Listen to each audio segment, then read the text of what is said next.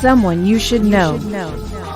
A program about people you know and even more that you don't. Hosted by Stuart Sachs, veteran, husband, father, and grandfather. Now, here's your host, Stuart Sachs.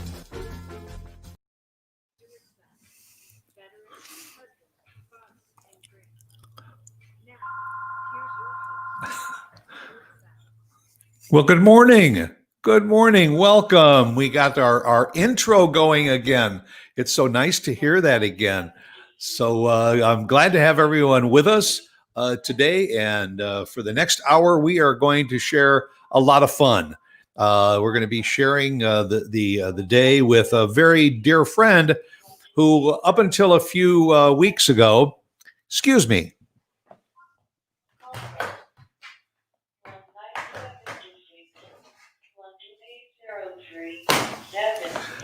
I got phones ringing in the background here. I have Dr. Beth Ricanati with me. And good morning, Beth. Good morning. It's so great to be here. Thank you. Good to see you. And even the eyes are open because you are on the West Coast. And while it's 10 o'clock here in the studio or in the center of the country, it's 8 o'clock in the morning out where you are. Coffee. But coffee, strong coffee too.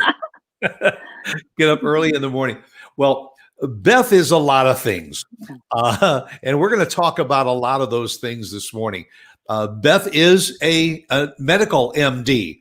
And I wanted to talk about that because we promoted the show stating that, you are a bake challah, and we're going to be talking a little bit about baking. And then I didn't want anybody to think that maybe you were a doctor of culinary arts or so. No. You are a medical doctor.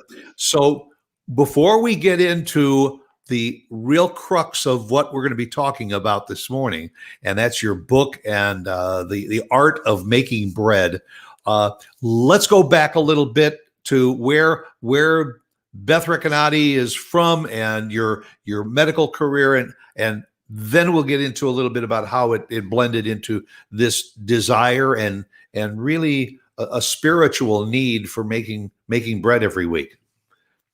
Yes. So I am a physician, as you said. I trained in Cleveland, Ohio at Case Western Reserve University, and I did my residency actually in New York City at Columbia Presbyterian. I'm an internist by training, with a focus primarily in women's health. And that's what I practiced for a while, both in New York at Columbia and then back in Cleveland at the Cleveland Clinic. Since being here in LA, I've done more general internal medicine and honestly, a lot more baking of challah, which I know we're going to get into.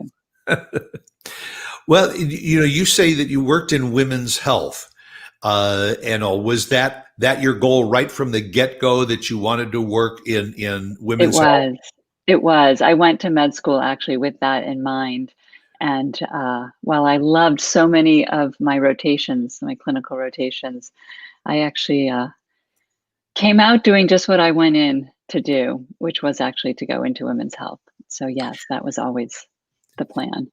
And because you were in women's health and everything, you and your patients were often challenged. And I would imagine it led to a lot of emotional times for you dealing with some of those patients and those circumstances.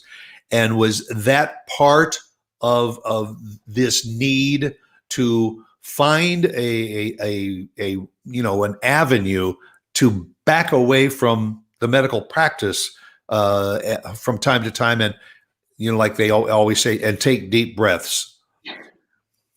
Right. I didn't realize that I probably, in hindsight, was a little burned out. I have 3 children. We have 3 children. And it's a lot. It's a lot to work and raise a family, as many of us know. And it definitely was overwhelming. And the joy that I found in stopping once a week to make bread was fantastic. And it was healing. And it was so healing. In fact, I came back again and again and again and every Friday. And I've been doing this now for about 12 years, actually. 12 years every week. That, do the math there. That's 52 Fridays of making challah. I miss a few. Not many, but yeah, it's a lot of Fridays. It's a lot of Fridays. It's a lot of challah. But that's 300 dates, and Yeah. and your recipe calls for 2. So the name of the book is Braided: A Journey of 1,000 Challahs. And I've made at least. and made at least, because the recipe calls for 6 ingredients. That's why that was one of the reasons why it really appealed to me. Was 6 simple ingredients makes Right? 2 loaves of challah. Yeah. I want to share with the audience that your website is Beth Ricanati, MD. That's Ricanati. It's right under her beautiful face there. Beth Ricanati, MD.com. I invite you to go to the website while you're listening and watching the show, and click on a couple of the links, and all, especially the gallery link, because there are photos of some of these beautiful, beautiful breads that people from all over the world. That's what's so absolutely incredible. There are photos there from people from Italy, from Norway, Belgium, Canada, all across America, everywhere in America. And I am so unbelievably proud that I am on this page 2/3 of the way down with my entry, which Dr. Beth accepted and put on her gallery. And as we scroll down and see some of these challahs, I'll point out which one is mine, because I'm so insanely proud to be on your wall of fame. I liked your creative take. It's really fun. Many of these are interesting because they are the traditional shape, but there are some that are round. I've noticed that there are several people that make it in the shape of a key. Yes. And I was curious if there is a certain significance. There is. There absolutely is. The first Shabbat, the first Friday after Passover, is when you make a challah in the shape of a key. One it's called right there on the right side, the keys. Right. A shlusim. I'm probably saying that a little bit wrong, but you make it then, and it's for an abundant year. It's like the keys to an abundant year, which I didn't know until very recently. I just learned that. And so it's fun to do that. Different shapes do mean different things. So the round challah, for example, we'll make again in September this year. It's coming up for the Jewish New Year. Let me just Rosh Hashanah. Because right there on the left, left in the middle is my turtle challah.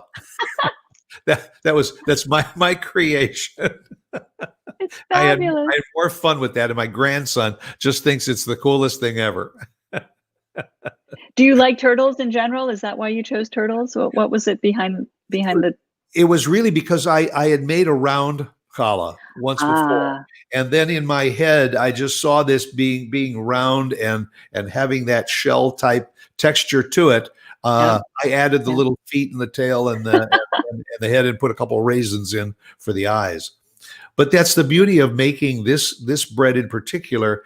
I know is because you can coat it on the top with sesame seeds or poppy seeds, or right. I'm getting into doing a cinnamon raisin, but the basic idea behind this, again, going back to your practice, you say in your book that there was a need, not so much a desire, but there was a need to break away and do something. And you found, 12 years ago, baking bread was your relief, your escape. Yeah. But it was more than just, like some people say, okay, I'm just going to pick up the golf clubs and go out and play a round of golf. You found that there was a religious and spiritual link to the process of baking the bread.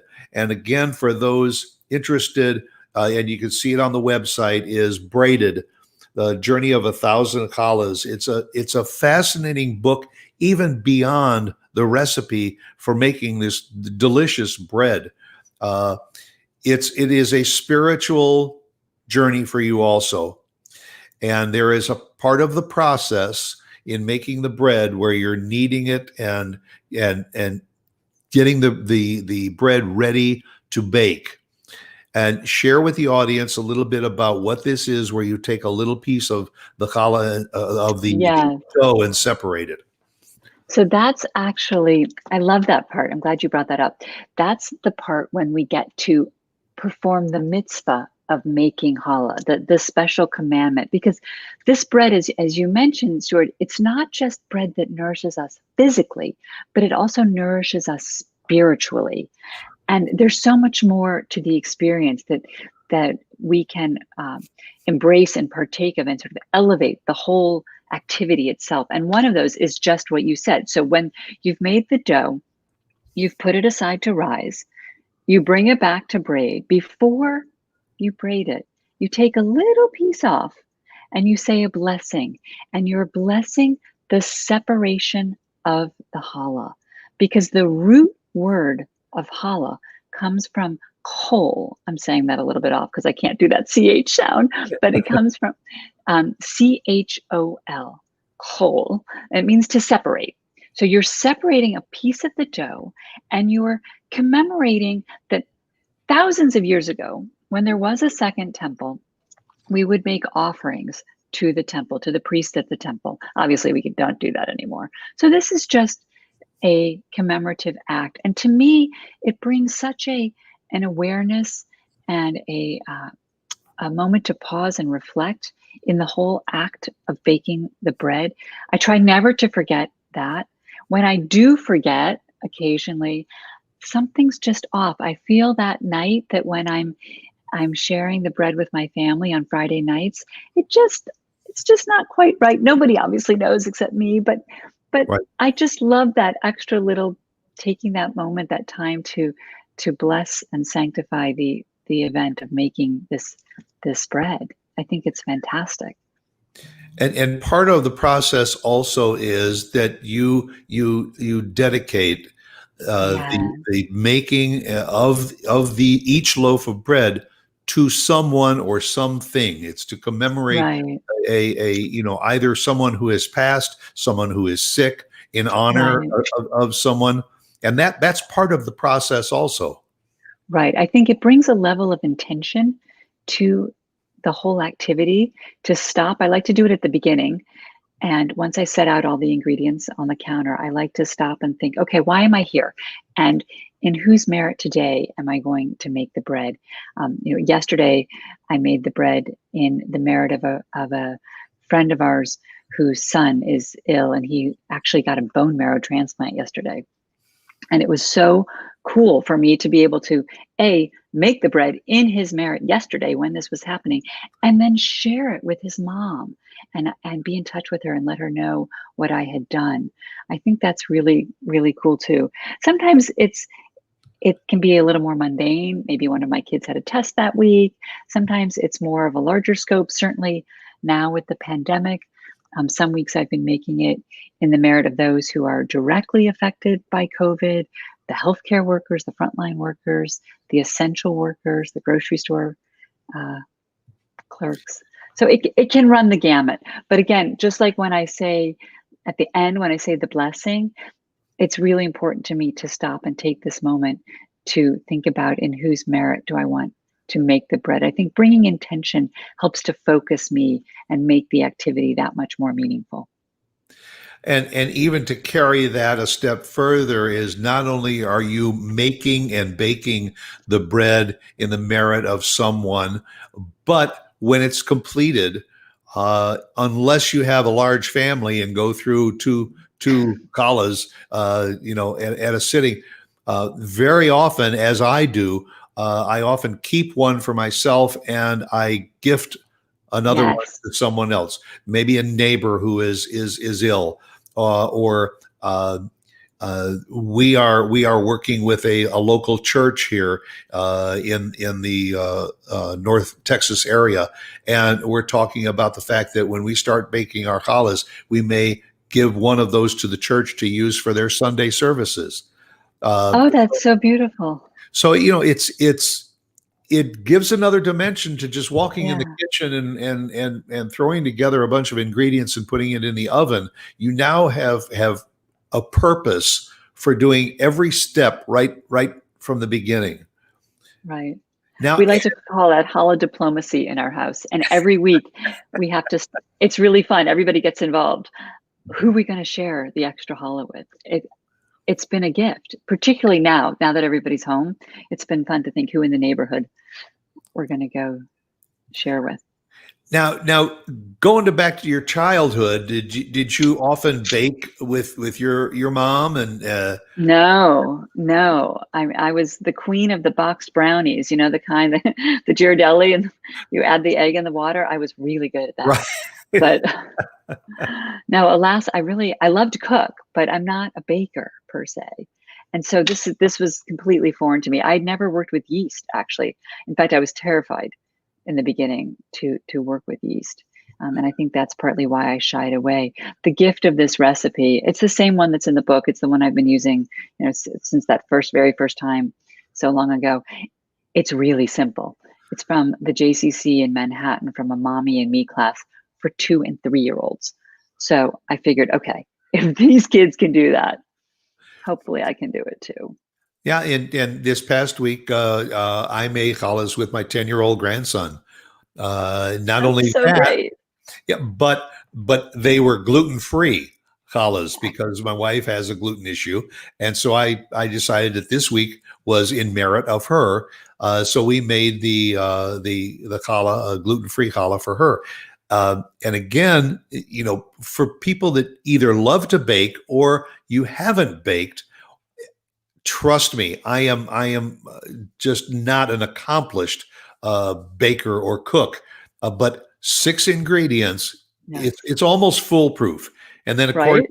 you have your guidelines. Bake it for so many minutes. Let it rise for so many minutes. You have to kind of adjust that.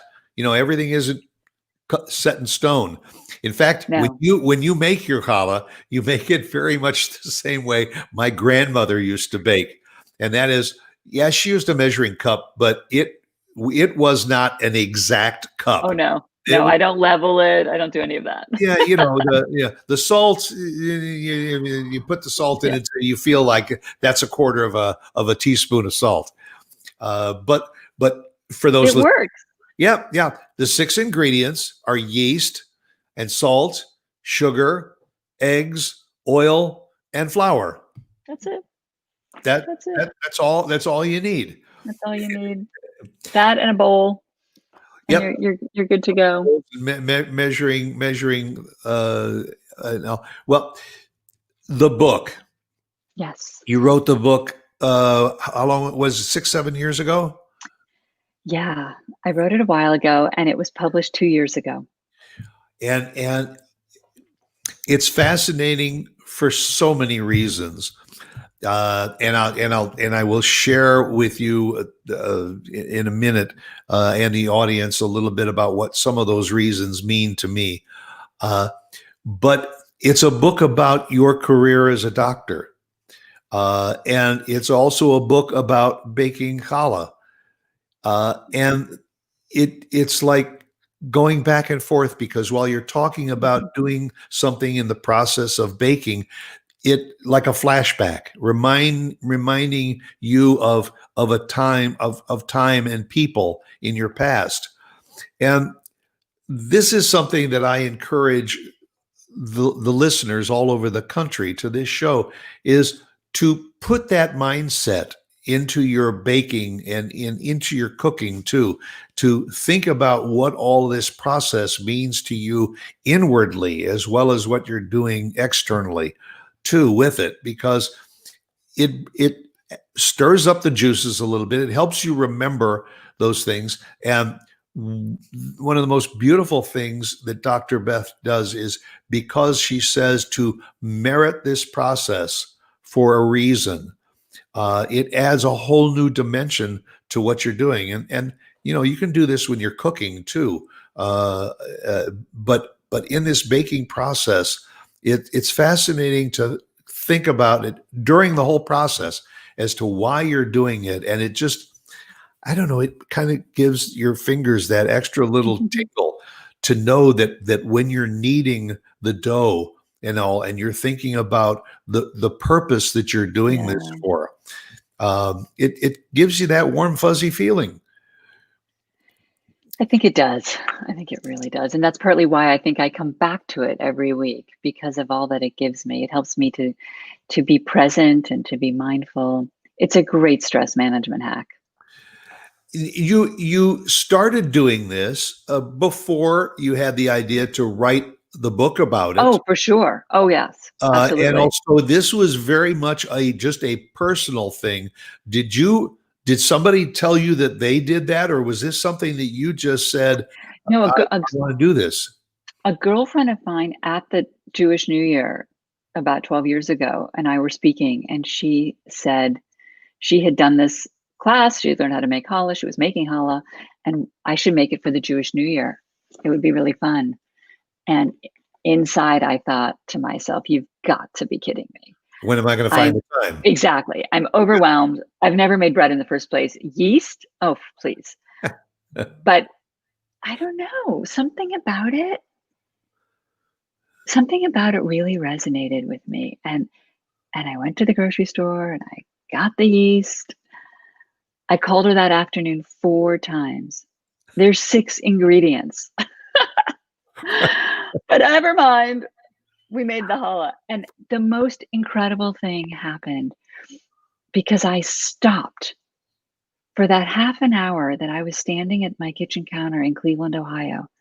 I didn't have my beeper on.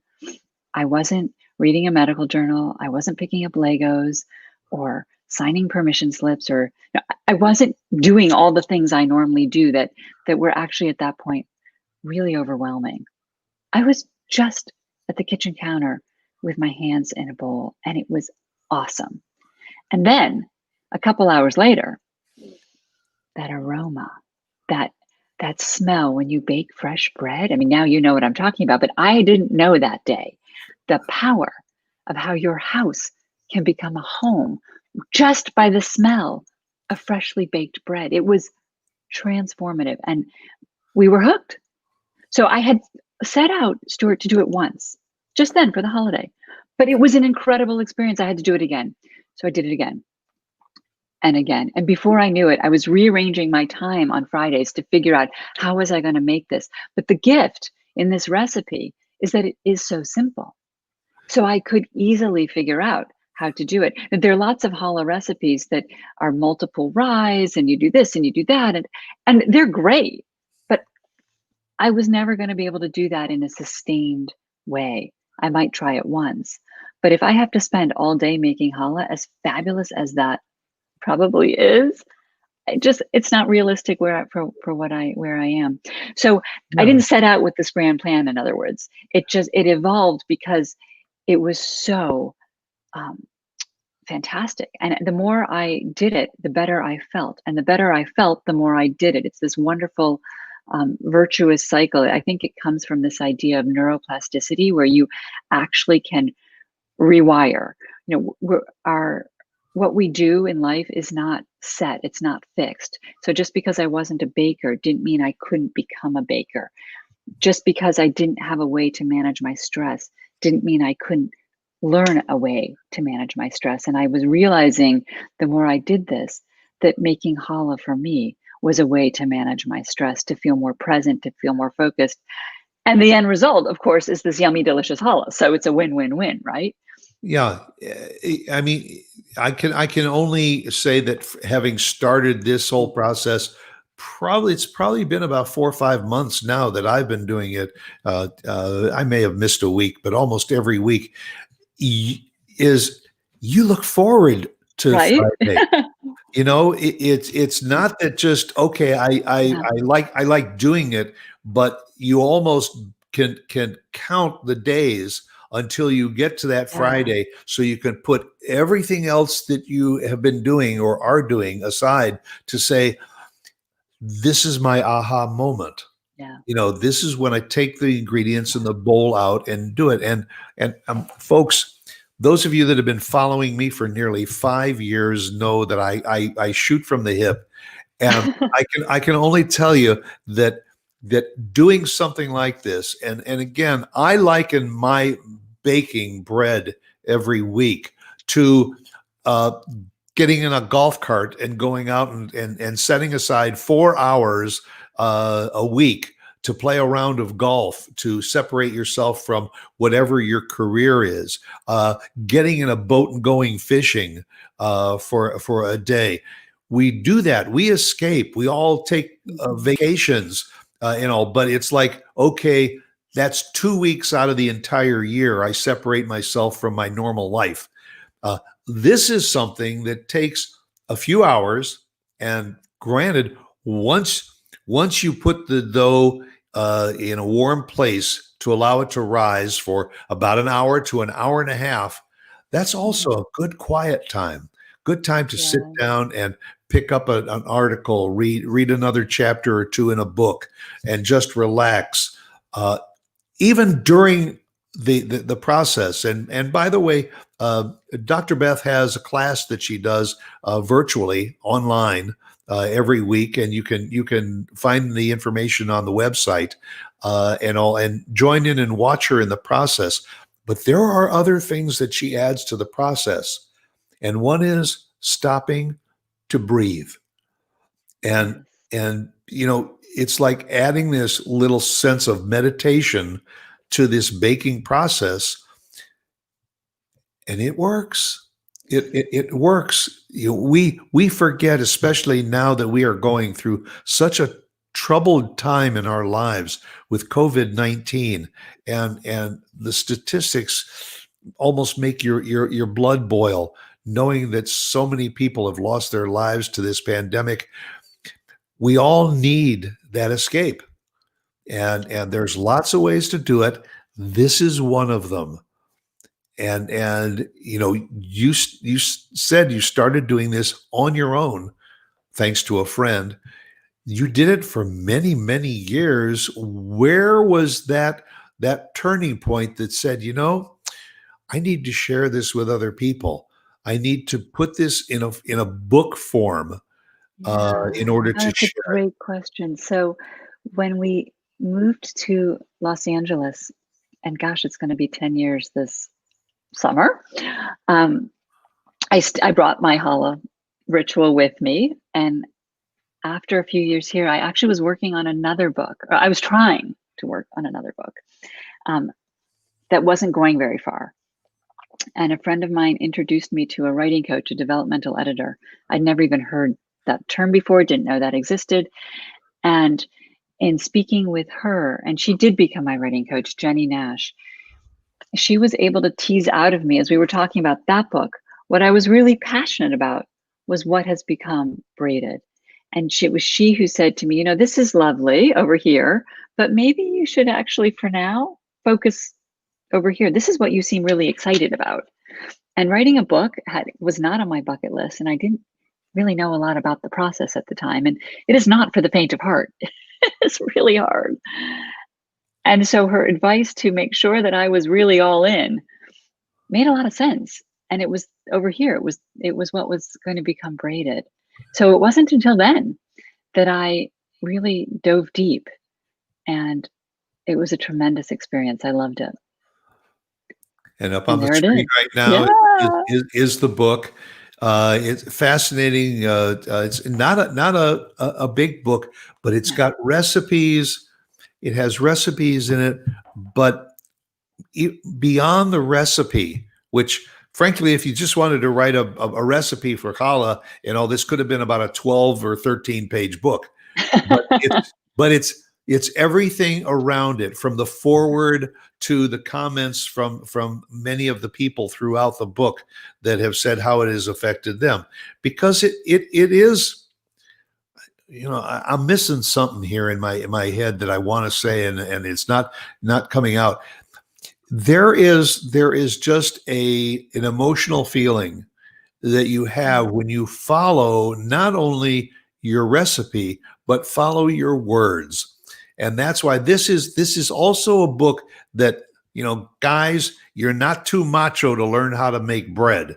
Believe me, because the end result is a reward in itself. Because when you bake that bread and it comes out of the oven, there is nothing that tastes as great as a warm loaf of bread. Break it open. Yes. Don't put a thing on it. Just take a piece. Don't even slice it. Just rip a piece off and eat it. But there is something about the process that allows you to be creative. When you're kneading the dough, that also is a feeling of how you're doing it, and adding a little extra flour and moving and making the braids and actually braiding it, putting it on the pan. This is not a girly thing, guys. Trust me. And to share this routine also with your children, share it with your grandchildren, share it with a neighbor, invite a neighbor in and say, come on, we're going to make some bread today, and take out a couple of bowls and make a few loaves. What about the local church or something that has an outreach program in the neighborhood and all? Make 3, 4, 5, 6 loaves of challah and everything, and take it to them. It's paying the process forward. And I know that's some of the things that are learned from the book also, is why to do it. Easy, go down to the store and buy a loaf of bread.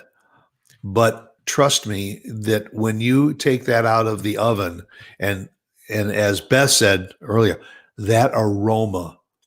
The only thing I can think of that grabs me is when I was in college and somebody down the hall in the fraternity was popping popcorn. It just kind of permeates down the hallway. Well, yes. Fresh baking bread, and you even say in the book that leave it in for 20, 23 to 28 minutes. There's a range. This is what tells you when it's done. You all of a sudden you smell it and you look at it and you say, you know what, it's done. The clock doesn't mean anything. You can smell the freshness and the doneness of the loaf of bread.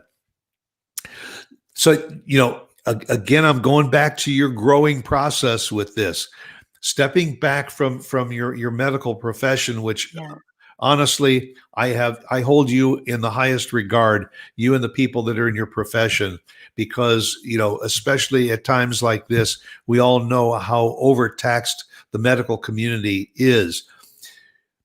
You step into your kitchen on Fridays and you start baking bread, and where along this process did you say that I want to delve a little deeper into the meaning of this kind of bread? I mean, there's all kinds of breads out there, and challah is just one type of bread. But the challah has a biblical background in the Jewish religion, and it tastes very much like a lot of other types of breads. But when did you say, you know what, there's a little bit more to this process than maybe I'm grasping, and I want to learn more about that? I was really fortunate. At about the same time I was starting to think about the book and putting it all together, I had gone to Israel for the first time. And I'd been able to make challah actually there with a rabbi's wife. And she taught us, I was with a group, and she taught us some of the backstory. And that's when I started to begin to learn that, oh, wait a minute, there's more here. To your point, this has been made since biblical times. And what I love now about that is that I know every week when I make challah that I can name people I know around the world who are making the same bread for the same purpose every single week. And I find a lot of solace in that. I find that particularly now in this is a hard time. You mentioned earlier, I mean, with COVID and being in our homes and away from our friends and family, this is tough. And to be able to have that connection, that immediate connection that we're all doing the same thing and have been doing this for a really long time, I find that really powerful and really grounding, and it helps make me feel connected, which I really appreciate. Well, it also, I find, helps me relax a little more through the weekend. Yeah. And I'm retired now, but had I started this process years ago when I was working in my career, I can see how it would have been very, very effective in getting me prepared for that next week and facing what challenges I had for the week ahead. And then again, as we have said, looking forward to that Friday, afternoon when you're going to get the bowls out and do it again. I want to share with the audience a little bit about where we became connected, Oh, because good. this in itself is a beautiful story. Uh, my being Jewish, and I am, and my wife and I are the presidents of a very small congregation here in North Texas. We were meeting for services in a storefront. The landlord gave us notice and said that he was wanted to do more with the space that we were renting, just once a month, basically, sometimes twice a month, and we were going to have to find a new location. Thankfully, I am also part of an interfaith alliance here in North Texas. And through that interfaith alliance, I met Pastor Chris Carson from Faith Bridge Presbyterian Church, and we became quick friends. When we were in need of a new space to locate, I reached out, and Chris said, "Wait, what? Why don't you come? You meet on Friday nights. We meet on Sunday mornings, and all. You can use some of our space on Fridays." So it was like a blessing for us. We agreed we were going to start sharing his space. Then the coronavirus hit, and we both are locked out of the building. We cannot meet in person. So Chris wanted to keep his congregation kind of, mentally prepared. He found the book, and he said, "You know what? I want to have some of the members of my congregation read this book, not only because the baking aspect of it, but the spiritual aspect of it too." He reached out to me and he said, "Would any members of your congregation be interested in doing it?" So he formed a book club, very appropriately named Braided. And that was our kind of our book club. And we met every week for 6 weeks, and we took a few chapters at a time, and we discussed the meaning of the chapters, not just the words on the page, but the meaning behind it. And we looked at it from a Christian perspective. We looked at it from a Jewish perspective. And the members of his congregation, our congregation, started to blend together. Chris reached out to Beth and wanted her to know what these two congregations were doing and why she was the center of this. She was the reason. Her book was the reason. Her process was the reason. Her vision was the reason. And lo and behold, she joined one of our book sessions and all. And I mean, folks, it was like it could have been Mick Jagger that was invited to this meeting, because this was our rock star.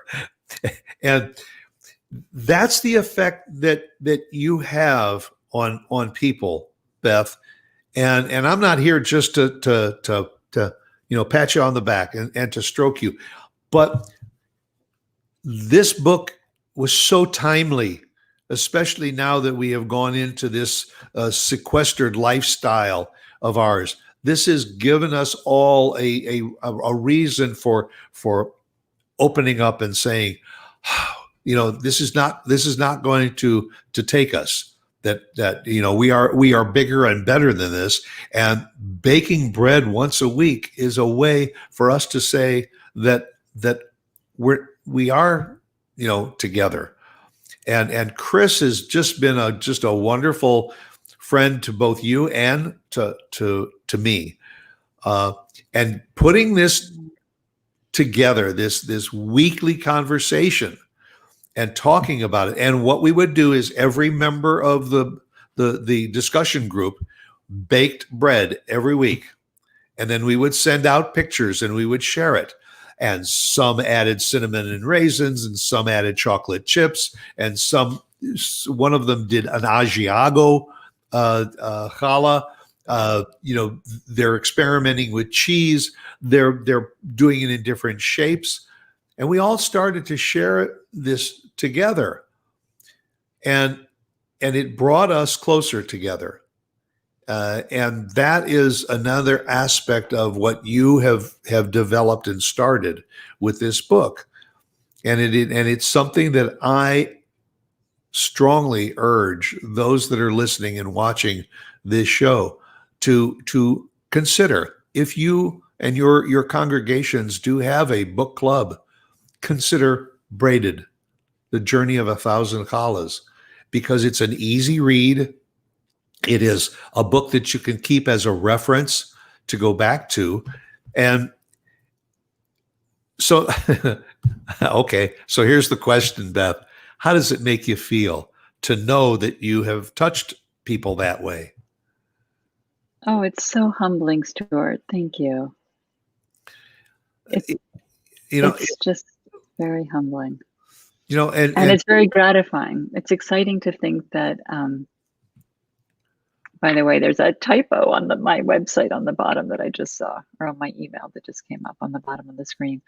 Okay. It should be kitchen, but it is really gratifying to know that what I wanted to get across actually got across.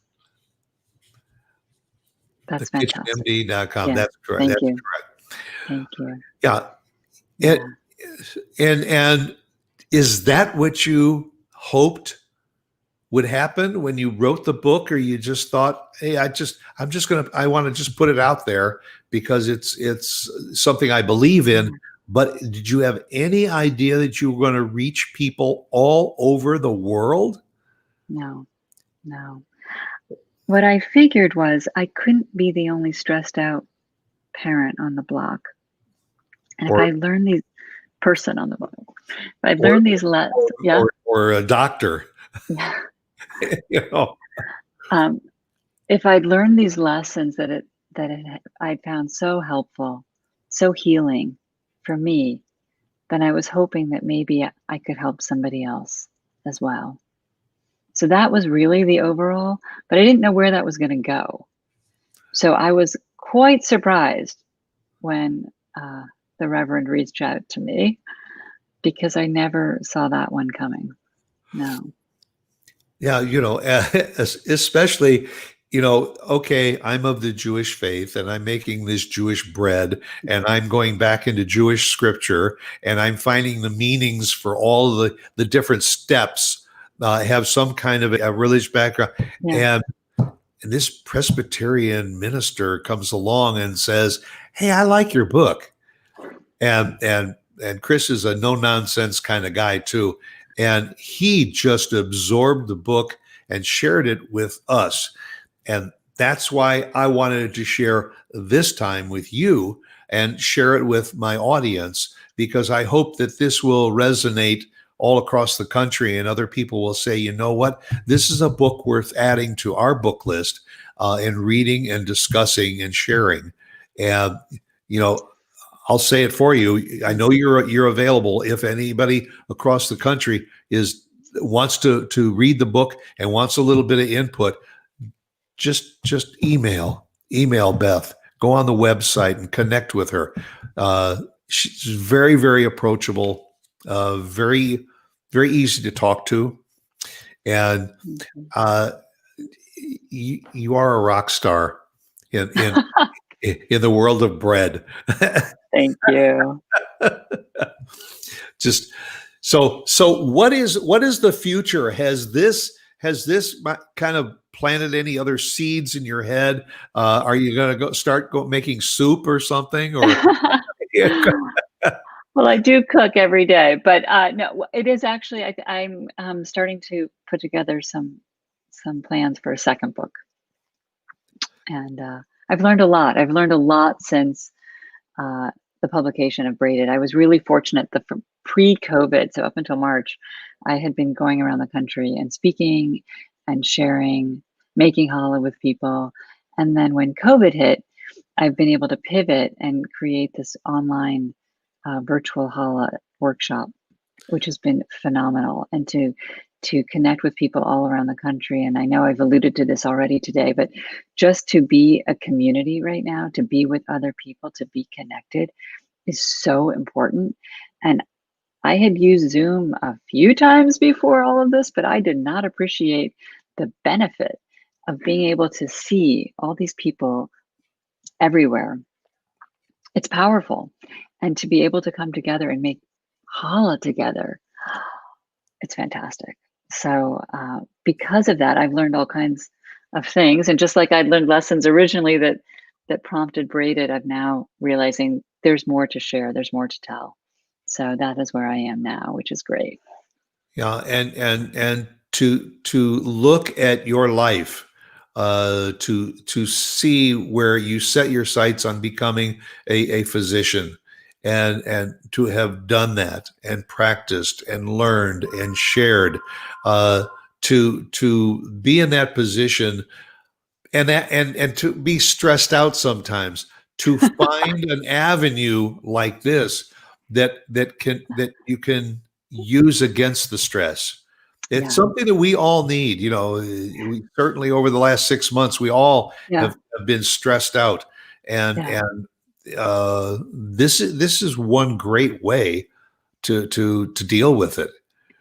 Yeah. We have to have ways of managing our stress. It's absolutely essential for our health. And I think we all should be making challah, but I also know it doesn't really matter if you're a gardener or a knitter or whatever. Fantastic. Have a ritual in your life. I think it's really essential. What I love about this ritual is that it is not just one. It's not just nourishing us physically, but there is that beautiful spiritual piece as well that makes it more extraordinary. So that gets me excited. But you're absolutely right. Anything we can do to manage our stress, especially now, this doctor recommends for sure. See, listen to the doctor. Yes, please. At least on this one. Journey of a Thousand Challahs, Braided, by Dr. Beth Ricanati. I urge you, go to the website and see what she's all about. She talks a lot about the process, but the most important thing that I have gained was the part about meriting the weekly process. Do it for a reason. You will become a better person for it. You will feel better for doing it. I can't begin to tell you how much I appreciate you taking the time, especially at such an early hour of the day, to join me, to join my audience, and sharing your story, sharing your vision, and just sharing your personality. Oh, my pleasure. What a treat. It was wonderful. I wish you the very, very best the upcoming holidays when you get to make the round challahs. Oh, I'm so excited. And folks, get the book. Bake just 2 loaves and you'll get hooked, and share it with your friends and your family. That'll do it for another edition of Someone You Should Know. And I've so enjoyed spending this time with Dr. Beth Ricanati, the author of Braided, The Journey of a Thousand Challahs.